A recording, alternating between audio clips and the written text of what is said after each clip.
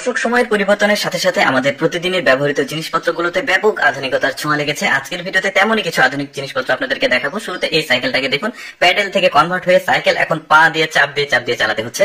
এরপরে দেখুন, এটা এমন একটা ফার্নিচারের ম্যাটেরিয়ালস, আপনি এই ফার্নিচারটাকে যে কোনো রূপে কনভার্ট করতে পারবেন, অর্থাৎ এটাকে বেড হিসেবে, সোফা হিসেবে, টেবিল হিসেবে কনভার্ট করতে পারবেন। প্রয়োজন শেষে এটাকে আবার জোরে ফ্লেক্সিবল করে ছোট্ট করে রেখে দিতে পারবেন। তারপরে দেখুন, কাচের ইট, এমন অদ্ভুত সুন্দর কাচের ইট আপনারা আগে কখনো দেখেছেন কিনা আমি জানি না, তবে আমার কাছে বেশ চমৎকার লেগেছে।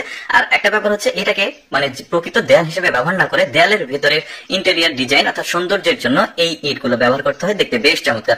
আরেকটা আপডেট প্রযুক্তি দেখাই, দেখুন ছাদের ঢালাই করার জন্য রড গুলোকে বাধাই করতে হয়, এটা বেশ জটিল একটা কাজ। এই মেশিনটা কিন্তু অটোমেটিক সেই কাজটা করে দেবে, জাস্ট রডের উপর রাখতে হবে, তাহলে কিন্তু সে রডের ভিতরে তারগুলো পেঁচিয়ে পেঁচিয়ে এই জিনিসটাকে শক্ত পোক্ত করে পারফেক্ট ক্যালকুলেশন করে এটা কাজটা করবে।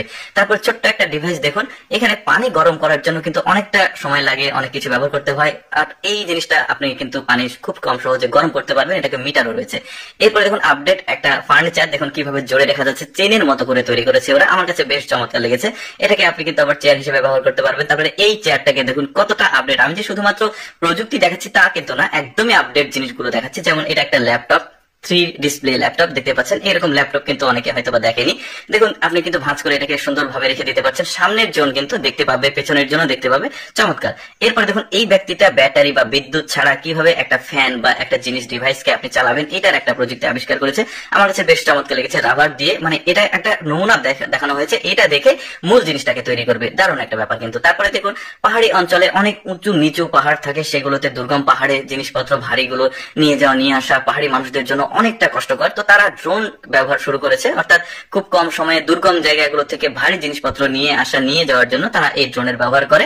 এতে কিন্তু তাদের কাজগুলো অনেকটা সহজ হয়ে গেছে, এটা যদিও প্রযুক্তির ব্যাপার। এরপরে দেখুন কৃষকদের হাতে যে ধান লাগানোর ব্যাপারটা অনেক সময় সাপেক্ষ হয়, অনেক খরচের ব্যাপার হয়, বাট এমন একটা মেশিন তৈরি করেছে, মেশিনটা জাস্ট সাইকেলের মতো টান দিয়ে নিয়ে যাচ্ছে, ধানগুলো ওখানে সাজানো আছে, ধানের গাছগুলো কিন্তু অটোমেটিক রোপণ হচ্ছে। এতে করে সময় বাঁচবে যেমন, তেমন কিন্তু কৃষকের যে খরচটা সেটাও বাঁচবে, অনেকটা দ্রুত কিন্তু অনেক জমির ধান লাগাতে পারবে। তারপরে দেখুন এটা এমন একটা মোবাইল তৈরি করেছে, ডিসপ্লেটা অটোমেটিক যাচ্ছে আবার নিচে আসছে, এটা আপডেট হয়তোবা কিছুদিনের মধ্যে আমরা বাজারে পেয়ে যাব। দর্শক, আমি সবসময় চেষ্টা করি আপনাদের সামনে নিত্য নতুন জিনিসগুলো উপস্থাপন করার।